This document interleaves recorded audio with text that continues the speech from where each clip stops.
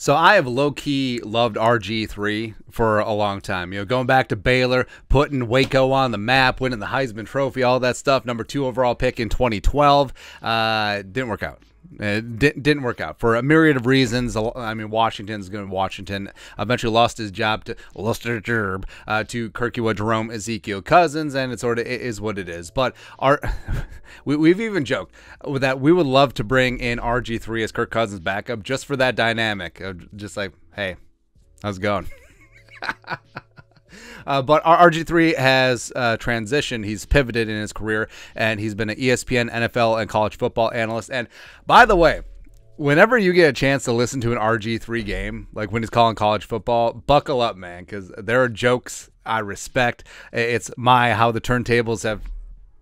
It's just funny. It's never ending. That's what she said. Also, he's a great analyst too. He certainly knows the game. But speaking of certainly knows the game, a weird thing has been going on. So first of all, we joke about the dynamic between Kirk Cousins and RG3, and Kirk has said that RG3 and him are cool. RG3 has addressed it as well. Like they're probably not breaking bread anytime soon, but there's not any animosity. It just sort of is what it is. But I think that there's certainly professional respect, because all season long, RG3 has been standing for the Minnesota Vikings. He's been hyping them up. Things like, the Vikings are the least talked about 7-1 team in the history of the NFL. Screams the Vikings are for real. Whispers the Minnesota Vikings are 6-1. Taking a dump on the Packers, 3-5. Vikings 6-1. Woo!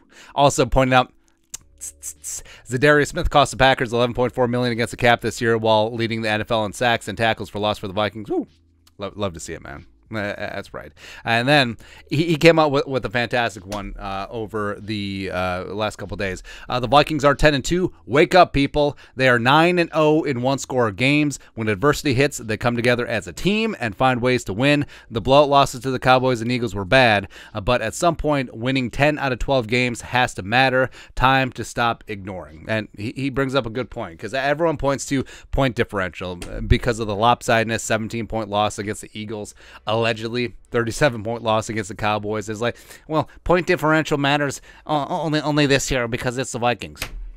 Balderdash. Not nonsense, man, because you can get lucky at times and win a one-score game, like once or twice. I mean, maybe 3 times if you're super lucky. 9 in a row?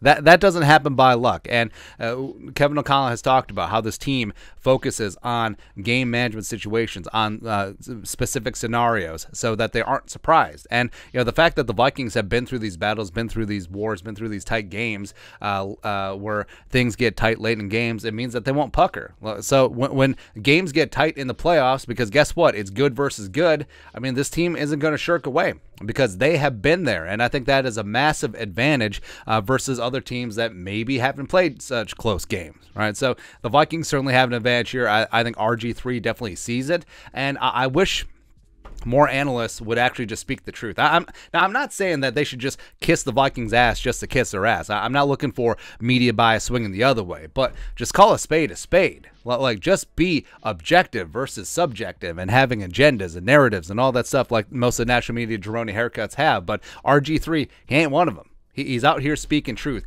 and maybe it's just because he's new to the industry, so he doesn't know any better as of right now. But big time respect to RG3, and he's got the Vikings back. But I like that. I do like that. But your thoughts are thoughts. RG3 keeps standing for the 2022 Minnesota Vikings. I like that. Let us know your thoughts and our thoughts in the comment section below. Subscribe for daily Vikings takes. Want to support the work? Put a little something in the Venmo. But till next time, Skol, production value.